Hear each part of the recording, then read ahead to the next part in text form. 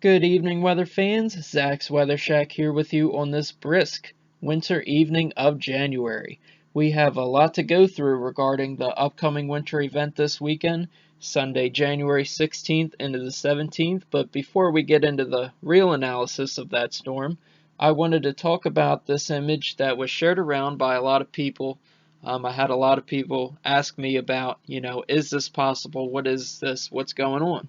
So what you see on your screen is an operational run of the GFS model from a couple days ago, and it shows this total snowfall output for the next 16 days.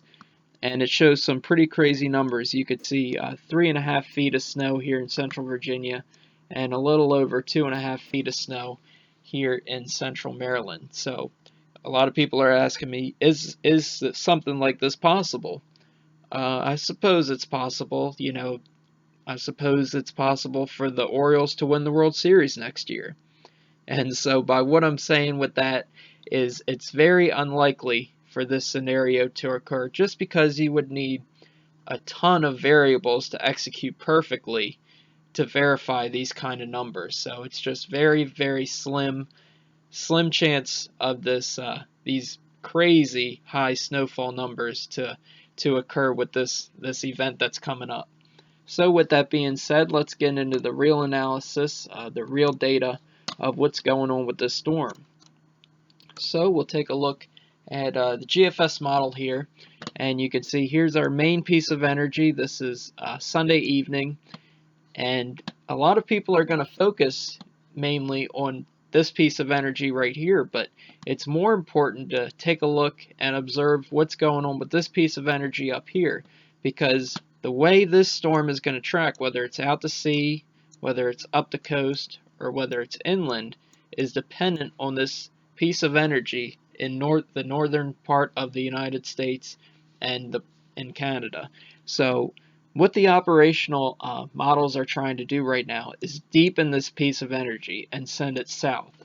What that would do with this storm is send it more north and more of an inland track, giving us more of a rain to snow solution. And what that looks like with the precipitation depiction, you can see it here. Here's a track. It would send it just about over Frederick, and here's our rain snow line west of I-95, which is not good if you're a snow lover.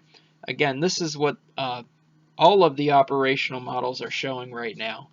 And I don't think they have a very good handle on the storm, because if you look at what's called the ensemble members, which the ensemble members are a collection of about 30 different computer projections for given forecast 6 to 7 days out. So as you can see, these computer projections mainly have the storm off the coast, which would be more of a snowstorm solution for us in central Maryland. And you can see this is the GFS ensembles. If you look at the European ensembles, they show the same type of thing. Here they are, a cluster of the low pressures are off the coast. If you look at the mean, which is the average run of the ensemble, you could see the same type of thing. Here it is, off the coast. So I don't exactly agree with the operational runs right now. Again, I don't think they're handling the complexity of this storm well right now, sending it inland and giving us more of a rain solution. Therefore, if we go to what my forecast for this storm right now is, the probabilities of each event occurring. Alright, so we'll start with the big one, the 12 to 18 inch blizzard. I give that a 15% chance of occurring here in central Maryland, the Baltimore area. Again, it's possible, but unlikely at this point, I think. Again, you need a lot of different variables to execute perfectly for that to happen. 6 to 12 inch significant or major winter storm, I think is most likely at this point, given the data that I've seen. I think this storm will track off the coast, and it won't be the big, bomb blizzard that some of these models are projecting, but that would be a significant or major winter storm, and I think is the most likely scenario at this point. But again, just a 35% chance. So the next scenario would be heavy snow, it would give us 3 to 6 inches before a changeover to sleet and rain. So that would be more of an inland track. I give that a 25% chance of occurring. And a completely inland track that would be a dusting of snow before mainly just a rainstorm would be a 10% chance. I give a likelihood again. I don't find that likely just because, the ensemble members typically aren't showing that, and they're more reliable given the time period that we are away from the storm. And I give the storm just again a 10% chance of going completely out to sea. So we'll see what happens.